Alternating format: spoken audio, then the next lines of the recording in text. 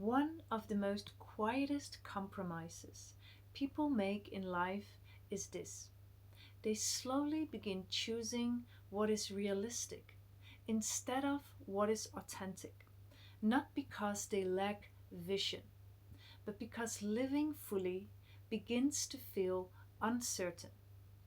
So they choose stability over expansion, practicality over possibility, and their life that once was full of opportunities slowly becomes a manageable life. But here's the truth: choosing what is realistic over what feels authentic slowly shrinks the horizon of who you are. Because when life becomes something you manage instead of something you live, something inside you begins to fade. The energy that once moved you, the curiosity that once guided you, the quiet sense that life could become something extraordinary.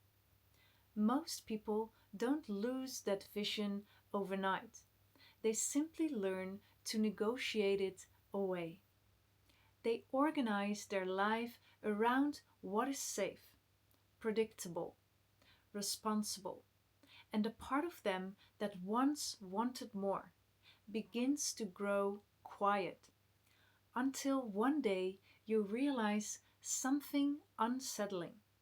You've become very good in maintaining a life that works, but no longer feels fully yours.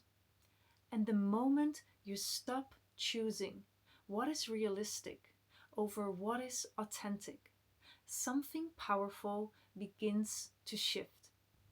Your body finally exhales. Your energy and clarity returns. And life starts reorganizing around what is actually true for you. I call that shift living as yourself. In this video, I will show you the 3 keys to reclaiming that original signal that you've been editing out, so your life stops feeling like something you constantly manage and starts becoming unmistakably yours. The most important step to begin living as yourself is stop trying to make your life work. Because the moment your focus shifts from what feels true to what simply functions, something subtle begins to happen. You start shaping your life around what is stable, acceptable, and predictable. You say yes to things that make sense, even when they don't feel fully right. You keep certain thoughts to yourself because expressing them might disturb the harmony around you. And slowly, without realizing it, you begin maintaining a version of yourself that once helped you belong, but no longer reflects who you are becoming. From the outside, everything may still look good. Your life works, you achieve things, but something essential begins to fade. The energy that once moved you does not longer ignite the same energy. The direction of your life feels quieter than it used to, and maintaining that almost right version of life quietly drains more energy than most people realize. Because part of you is constantly managing a version of you that once helped life work, but no longer feels true. And that tension you feel isn't because life has no opportunities, but when the life you're living no longer reflects who you actually are, none of those opportunities can bring the aliveness you're looking for. And a life that stays almost true never awakens the devotion, vitality, and creative force that living as yourself requires. When life becomes manageable, somewhere deep inside you, you know it is no longer yours. Life doesn't change because you finally understand yourself. It starts changing when you start choosing what is true for you. You can analyze your life endlessly and still feel stuck. But the moment you begin making choices from what feels honest inside you, something begins to move. Not because everything becomes clear, but because you finally stop waiting for permission. Your path isn't something you figure out all at once. It is something that you're choosing step by step. A conversation you decide to have, a direction you start to follow, a truth you stop talking yourself out of. That is not protecting the world from your truth. You're protecting the part of you that once learned to stay small or agreeable in order to feel safe. But the moment you start honoring what you feel right now, it shifts your inner experience. Your body relaxes. Your decisions become simple. And life begins responding to the direction you're finally willing to take. Because there is nothing more powerful than a person who trusts her own inner knowing enough to move. And the moment you start choosing life from that place, life stops being something you're trying to manage and becomes something that moves with you.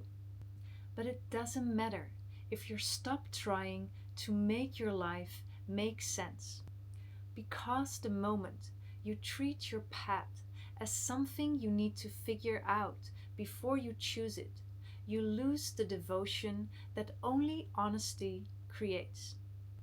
Your path is not something you solve, it is something you honor. And honoring it means being willing to follow what feels true, even when it does not yet feel certain. Most people don't ignore their inner knowing because they can't feel it. They ignore it because they've learned to negotiate it with it, to soften or delay it, to explain it away. And that is the moment where life begins to feel flat. Because when the heart negotiates its truth, life loses its direction. But the moment you stop negotiating and start honoring what is true, your reality begins to shift. What once felt like risk begins to feel like alignment, not because you have figured everything out, but because your life finally begins moving in the direction that your heart has been pointing to all along. So when you begin honoring your heart in this way, your actions start to align with your internal reality. Those actions of self-respect are not loud breakthroughs, but they are subtle changes that carry real weight. Decisions that once felt heavy begin to feel simple. The energy you spent on doubting yourself starts to return in ways you can actually feel. Most people don't lose their path because their vision disappears. They lose it because they start negotiating with what they know is true. And every time you negotiate your truth, you move a little further away from yourself. But the moment that negotiation stops, reality begins to reorganize. Your heart sets the direction, and your mind finally starts supporting it instead of arguing with it. The present moment becomes something you actually receive. And from this listening to your inner compass and letting go of your shoulds. Inner conflict turns into inner peace. This is the quiet momentum that appears when your life is finally moving in the same direction as your heart. And that is where your unmistakable truth begins to unfold.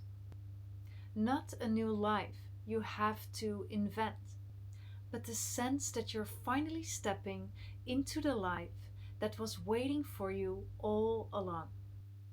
Now, here comes the part that most people miss.